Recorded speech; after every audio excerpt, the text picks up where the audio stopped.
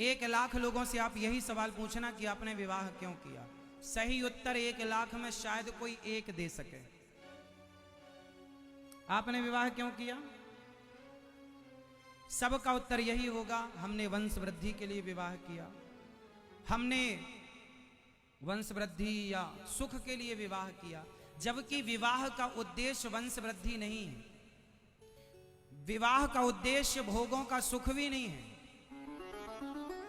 कोई भगवान राम से पूछे कि आपने विवाह क्यों किया, तो क्या राम का भी उत्तर यही होता जो आपका है? ये प्रश्न सामान्य है ना, सब पूछ सकते हैं, पर इसका उत्तर कितना गहरा है, कभी आपने विचार नहीं किया होगा इन सवालों पर कि हमने विवाह क्यों किया। आप आज्ञा करो तो मैं उत्तर दूं, इसका उत्तर दूं। जैसा कि आप लोगों ने कहा वंश वृद्धि, ये तो होगा ही, इसमें कोई दो मत नहीं है। एक छोटी सी बात आपको समझनी पड़ेगी इस बात के लिए। किसान जब खेत में गेहूं बोता है, ध्यान से समझना, किसान जब खेत में गेहूं बोता है तो गेहूं के बदले उसे गेहूं तो मिलती ही है, पर एक चीज उसे फ्री में मिलती है। बताओ क्या? क्या? भूसा, भूस, जानते हैं भूसा? हाँ, भूसा, भूस। किसान जब खेत में गेहूं बोता है तो वो भूसे को मध्य नजर रखकर नहीं बोता कि भूसा मिलेगा, भूसा तो मिलेगा ही। उद्देश्य भूसे की प्राप्ति नहीं है, भूस की प्राप्ति उद्देश्य है गेहूं के अन्न मिले हमें। भूसा जाएगा कहां, वो तो आएगा। जैसे गेहूं के साथ भूसा मिलेगा ही, जाएगा कहां, उसी तरह विवाह करोगे तो संतान, प्रतिष्ठा, वैभव, संसार का सुख, धन वैभव, काम करोगे तो पैसे कमाओगे, जाएगा कहां। विवाह करने के बाद संसार का सुख तो भूसे की तरह वो तो मिलेगा ही, जाएगा कहां। लेकिन उद्देश्य उस भूसे को पाना नहीं था।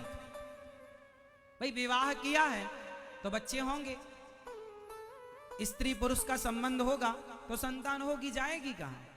उद्देश्य संतान पाना नहीं है, क्योंकि ये तो बंदर भालू के भी हो रही है, कुत्ता बिल्ली के भी हो रही है। उद्देश्य क्या है?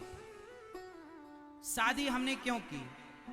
बहुत गंभीर बात है, ध्यान से समझो।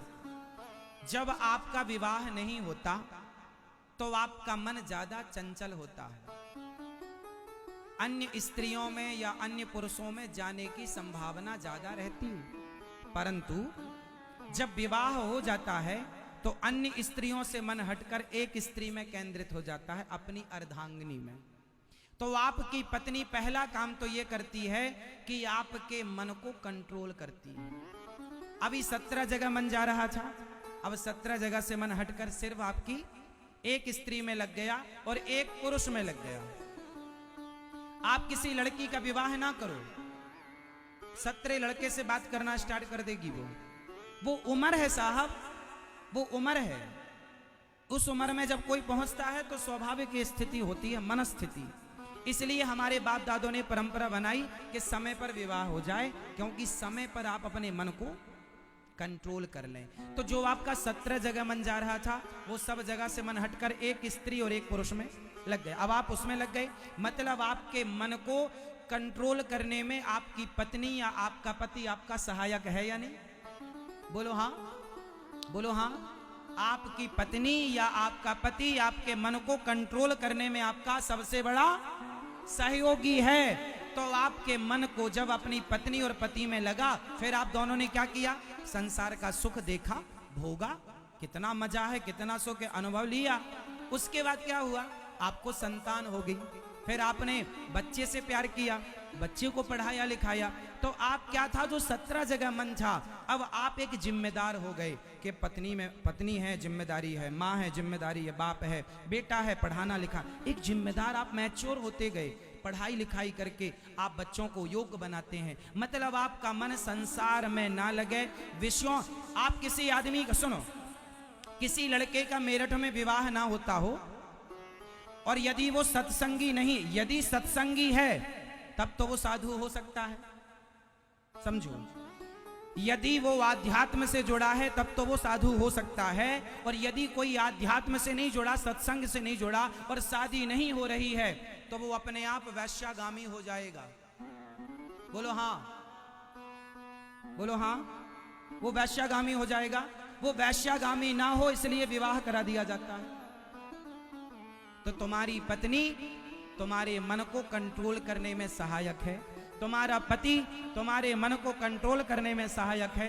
तुम्हारा मन यहां वहां जाएगा, समाज में बदनामी होगी, तुम्हारा अपयश बढ़ेगा। अपयश ना हो इसलिए तुम्हारी पत्नी सहायक है। फिर दोनों पति पत्नी मिलकर, हमारे यहां जब भी यज्ञ होता है तो यज्ञ का अधिकार गृहस्थ को है।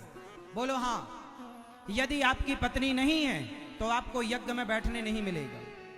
बोलो हाँ।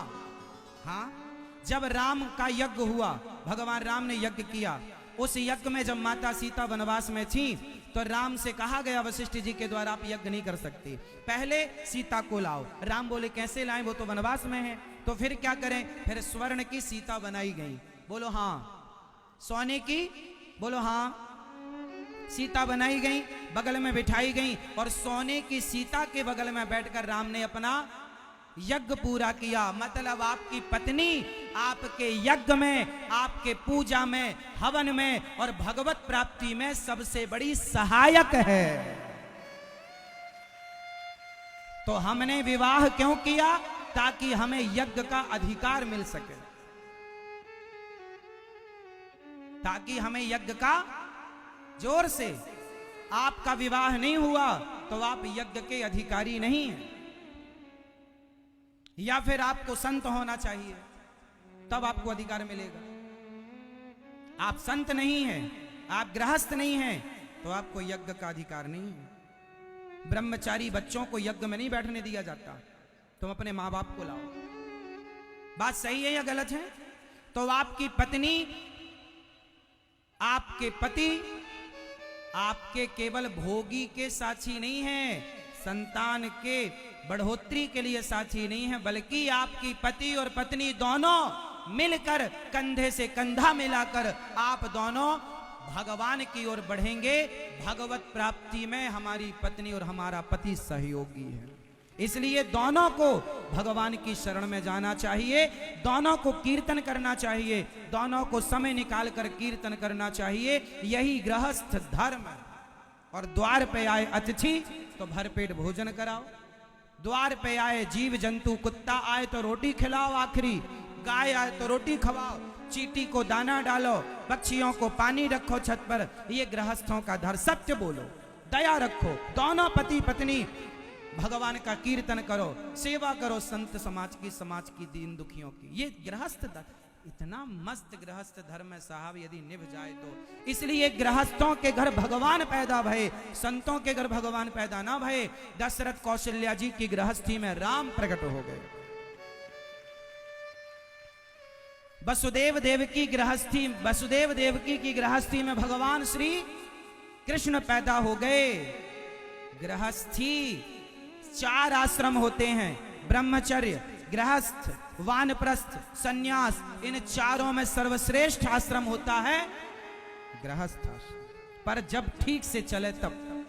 तुम पत्नी को दिन भर मारो, दिन भर डांटो, दिन भर गालियां दो, ये गृहस्थों के लक्षण नहीं है। नारी का सम्मान करो, नारी का लक्ष्मी की तरह आदर करो। पुरुष को अपने पति की आज्ञा भगवत आज्ञा है, ये मानकर चलो।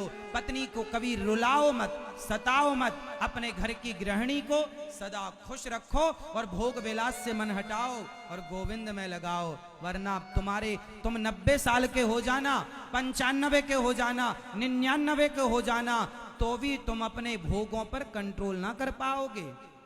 तुम्हारी इच्छाएं, तुम मर जाओगे। जिस दिन तुम मरोगे उस दिन भी तुम्हारा मन तुम्हें भोगों की ओर ले जाएगा। ये माया इतनी प्रबल है साहब, इसलिए जो भगवान की शरण में जाता है वही इन माया से बच पाता है, वरना भोगी बन करके मर जाओगे। इच्छाएं पूरी हो गई हो किसी की तो मुझे बताओ, तुम और कर लेना पूरी, फिर बताना मिलना 4 साल बाद हमें, हम फिर आएंगे मेरठ, बताना इच्छाएं पूरी हुई। जिस दिन तुम मरोगे उसके एक दिन पहले भी अपने आप से सवाल करना, क्यों पूरा हुआ, इच्छाएं पूरी हुई तो आपके अंदर से आवाज आएगी अभी नहीं। ये ठगता है तुम्हें मन तुम्हारा, और तुम्हें लगता है कि हम संसार के लोगों से दुखी हैं। ना जी, आप अपने मन की तमाम इच्छाओं से दुखी। तो अब बताओ आपने विवाह क्यों किया? विवाह का सही उद्देश्य क्या है? जो आप बता रहे थे वो, या जो हमने कहा वो? बताओ। जो आपने कहा वो भी सही है, गलत नहीं है, लेकिन वो तो हो गई, जाएगा। मुख्य उद्देश्य है भगवत प्राप्ति, ईश्वर की प्राप्ति। यदि तुमने गृहस्थ में रहकर भगवान को नहीं पाया, सोचो तो क्या पाया? चलो एक छोटी सी कथा मैं आपको सुनाता हूं इस बात को समझाने के लिए। एक पिता ने, मेरठ के एक पिता थे, आपके मेरठ में एक पिताजी थे, हो सकता है आप थे। एक पिता ने अपने बेटे को 100 रुपए दिया, जाओ ए बेटा ये 100 रुपए लो और जाओ जरा बाजार से ना ताजे ताजे फल लेकर आओ। एक पिता ने अपने बेटे को 100 रुपए दिया। कहानी ध्यान से सुनना, आखिरी में पूछूंगा मैं आप सबसे। एक पिता ने बेटे को कितने रुपए दिया? बाजार भेजा, जाओ मस्त ताजे ताजे मौसमी फल लेकर आओ। जाओ, आम का सीजन है, जाओ आम लाना, जामुन का सीजन है, जामुन लाना, लीची का सीजन है, लीची लाना, जो जो सीजन चल रहा सब फल लाना, जा। 100 रुपए। अब बेटा मेरठ की बाजार में गया। संयोग देखना कि उस दिन वहां पर एक मंदारी आया था बंदर को नचाने। ये छोरा गया 100 रुपए लेकर और वो खेल देखने लगा, बंदर वाला। नाच बंदर नाच, ससुराल जाएगा तो कहां बैठेगा? वहां बैठूंगा। कैसे जाएगा? गाड़ी से जाएगा। जब बंदर का नाच पूरा हुआ तो ये जो बेटा था 100 रुपए लेकर गया, ये उस नाच से बड़ा प्रभावित हुआ। इसको लगा कि वाह बंदर इतना बढ़िया। अब बंदर ने कटोरा उठाया, सबसे मांगा, तो इसने 100 रुपए जो पिता ने दिए थे इसने बंदर के कटोरे में डाल दिए। अब मंदारी तो चला गया। अब जब मंदारी गया तो इसे याद आया कि मुझे तो पिता ने भेजा था। अच्छा, पिता ने 100 रुपए दी, अब तो 100 रुपए चले गए। अब जब तक उसे याद आई तब तक दुकानें बंद हो चुकी थी, शाम हो चुकी थी, रात हो चुकी थी। खाली हाथ चला गया। पिता ने पूछा लाए फल? बोले नहीं मिले, दुकानें बंद हो गई थी। पिता ने कहा तू तो समय से गया था, दुकानें तो खुली होनी चाहिए। बोले पिताजी वो पैसे, चलो पिता ने कहा चल पैसे, यदि तुझे फल नहीं मिले तो पैसे वापस कर। चल पिताजी, पैसे भी खर्च हो गए, पैसे भी खर्च हो गए और जिस काम के लिए गया था वो काम भी नहीं हुआ। अब इसको ध्यान से समझो। एक पिता ने बेटे को 100 रुपए देकर बाजार भेजा। वो पिता कौन है? वो पिता है परम पिता परमात्मा। आपको 100 रुपए देकर बाजार, संसारिक बाजार है, और 100 रुपए मतलब 100 वर्ष की उम्र। आपको भगवान ने कितनी आयु दी है? 100, लगभग 100। हमें परमात्मा ने संसार में भेजा है 100 रुपए देकर। 100 रुपए मतलब 100 वर्ष की आयु लेकर हम आए इस बाजार में। क्या करने भेजा? पिता ने भेजा था अच्छे अच्छे फल लाना, मीन्स अच्छे अच्छे कर्मों के फल। अच्छे कर्म करो और अच्छे अच्छे कर्मों के फल लाओ। 100 रुपए में लाना है, 100 साल में तुम्हें अच्छे अच्छे कर्म करना है। लेकिन हम यहाँ कहाँ उलझ गए? मंदारी के खेल में। ये मंदारी का खेल क्या है? ये मंदारी का खेल क्या है? बोले पत्नी नचाती है पति को, पति नचाता है पत्नी को, पति पत्नी दोनों नचाते हैं बच्चे को। नाच बेटा नाच, पैसा दूं 5, नाच बेटा नाच। पति नचाता है पत्नी को, तुम नाच के दिखाओ। पत्नी नचाती है, तुम नाच के दिखाओ। तो हम गृहस्थ में क्या कर रहे हैं? नाच रहे हैं। सवेरे से शाम तक क्या कर रहे हैं? नाच रहे हैं। और इसी नाचने में आपके कितने रुपए खर्च हो गए? 100 वर्ष की उम्र आपकी जिम्मेदारियों का बोझ ढोते ढोते निकल गई। आप आए किसके लिए थे? अच्छे कर्म करने, लेकिन अच्छे कर्म तो कुछ हुए नहीं और जिम्मेदारियों के बोझ तले दब गए। और पत्नी और बच्चों के इनकी सेवा में आपकी सारे 100 रुपए खर्च हो गए। बच्चों को पढ़ाते लिखाते, है ना, सब करते करते आपका बुढ़ापा आ गया। अब विदाई हो रही है, चलो अब भगवान के पास जाओगे। भगवान बोलेंगे फल लाए? बोले नहीं। तो चलो 100 रुपए वापस करो, 100 रुपए खर्च। 100 रुपए, 100 साल की उम्र बीत गई। बताओ आपके पास कितना बैलेंस है? पुण्यों का, कागज के टुकड़ों का ना बताना। कागज के टुकड़े तो बहुत लोगों के पास बहुत होंगे, चलो बताओ आपके पास पुण्य का धन कितना है। मीराबाई ने क्या कहा, पायो जी मैंने राम रतन धन, पायो जी मैंने, कागज के टुकड़े सोने चांदी समेटने वाला बड़ा नहीं है, जिसके पास राम नाम का धन है वो सबसे बड़ा है।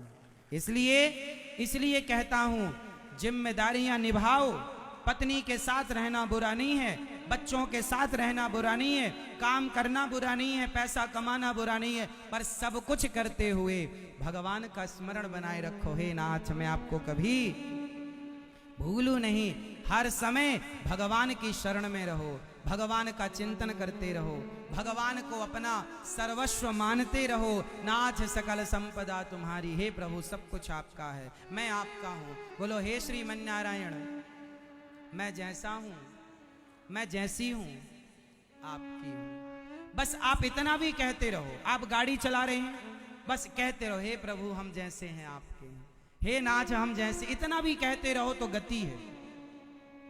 इतना भी निकलता रहे वाणी से कि हे नाथ हम जैसे हैं, हम पापी हैं, अधम हैं, नीच हैं, दुष्ट हैं, हे नाथ हमें स्वीकार करो।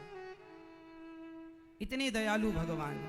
तो पति सुंदर तरीके से गृहस्थी चलाए और पत्नी, इसलिए हम कहते हैं दोनों गृहस्थ मिलकर गृहस्थी मस्त चलाना, सेवा करना, अपने धन को धर्म से जोड़ना।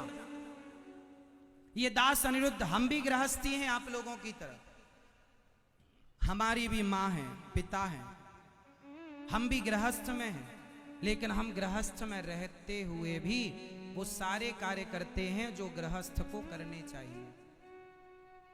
हम भी आपकी तरह आम मानव, आम व्यक्ति हैं, आम पब्लिक, कोई अलग से नहीं, हम टपके हुए आकाश से, आपकी तरह खाते खेलते सब आपकी तरह। पर गृहस्थी में रहकर हमने केवल एक कार्य किया है कि हमने सदा भगवान से ये कहा है कि हे प्रभु हर पल हम आपका स्मरण करते रहें और हमारे जीवन का एक एक रुपया सदा परोपकार में खर्च होता रहे, एक भी रुपया व्यर्थ में खर्च ना हो। एक बात बताऊं मेरी मां, मैं सुबह से लेकर शाम तक काम करता हूं, आप लोग जितना काम करते होंगे शायद आप लोगों से ज्यादा काम करता हूं, लेकिन काम अपने लिए नहीं करता। कुछ लोग अपनों के लिए जीते हैं, अपनों के लिए रहते हैं, अपनों के लिए कमाते हैं।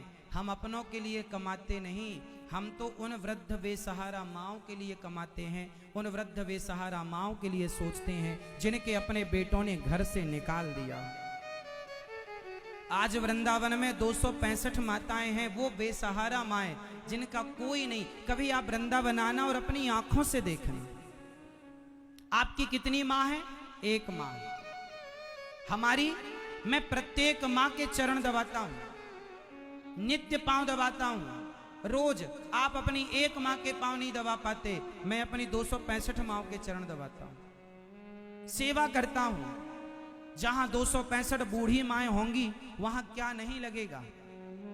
समय से दूध, समय से भोजन, समय से नाश्ता, समय से दवाई। हमने 2 हॉस्पिटल बुक कर रखे हैं, 2-2 कमरे के। भैया हमारी किसी माँ को इमरजेंसी हो तो आप हमारे लिए रेडी रखिएगा। सेवा करते हैं, और वो भी जबरदस्ती नहीं, श्रद्धा से। मैं रोज चरण दबाता हूं माओ के। दिखावा होता तो एक दिन दबा के वीडियो बनवा लेता, बात खत्म हो जाती। पर श्रद्धा है कि जैसे मैं अपनी माओ की सेवा करता हूं, ये इंसान, मैं मर जाऊंगा एक दिन, मुझे पता है कि एक दिन मैं मर जाऊंगा, कमाया हुआ सब रह जाएगा, लेकिन संग जाएगा तो मेरे द्वारा किया गया पुण्य का कार्य, मेरे द्वारा किया गया धर्म, वो मेरा साथी बनेगा।